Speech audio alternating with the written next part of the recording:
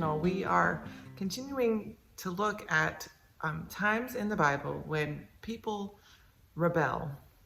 That's how that's labeled.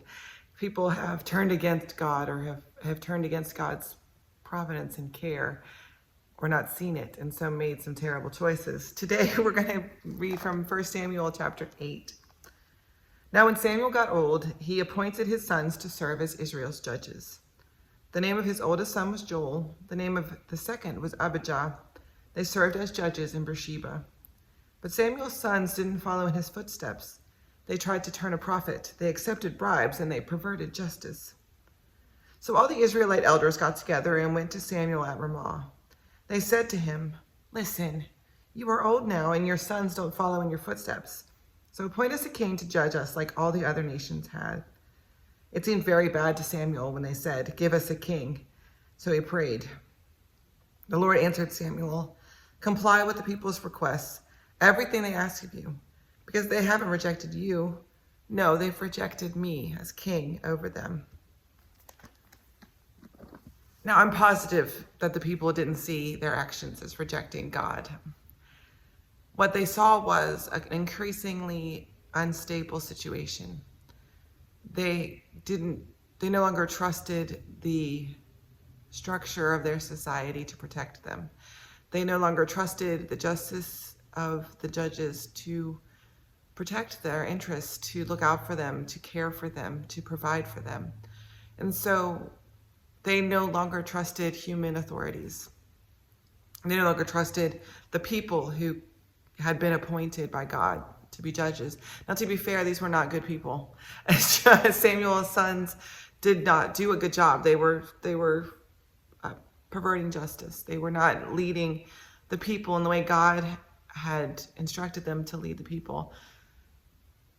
And so the people of Israel decide to take that into their own hands. They decide to take the decisions, the social structure into their own hands, and they look for a strong man.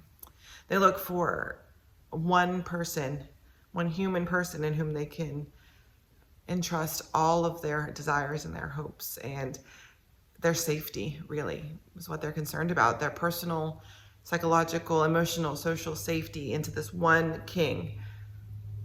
And Samuel knows this is a bad idea. Samuel knows that trusting one human person to be responsible for your safety and your security it's always inevitably going to lead to disaster. But the people are scared. They're uncertain, and they don't know what the world is. It doesn't look familiar anymore. They see scarcity. They see loss everywhere they look. They see destruction everywhere they look. And God says, okay, give them what they want. And it's almost, you can see like God saying, give them what they want. It's not what they think they want. It's what they say they want, but it's not really what they want. But give it to them anyway.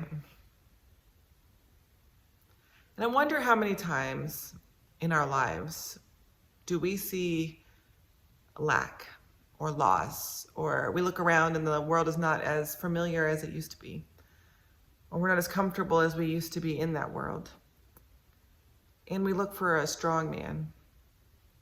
It may not be literally a man, but we look for one thing to fill that gap, to plug the hole. We look around and we look for a ray of hope. And maybe it looks like being more organized. If I can just be more organized, then my life will be safe again. If I could just lose 20 pounds, my world would be safe again. I'll feel safe again. Maybe maybe it is a person. Well, maybe if this one person gets to be in charge, then the world will be fine. It'll be safe again. Or it's money. If I just get this job, right? We look from a place of loss and scarcity and want, and choose to fill those holes instead of looking towards the one who ultimately does fill the hole, trusting in God and praying to God and seeking God's guidance. So do you act from a place of fear? Do you make decisions from a place of fear? Do you look for something that'll quickly fill that hole so that you don't feel uncomfortable? Or do you pray and seek God's guidance and trust that God will redeem?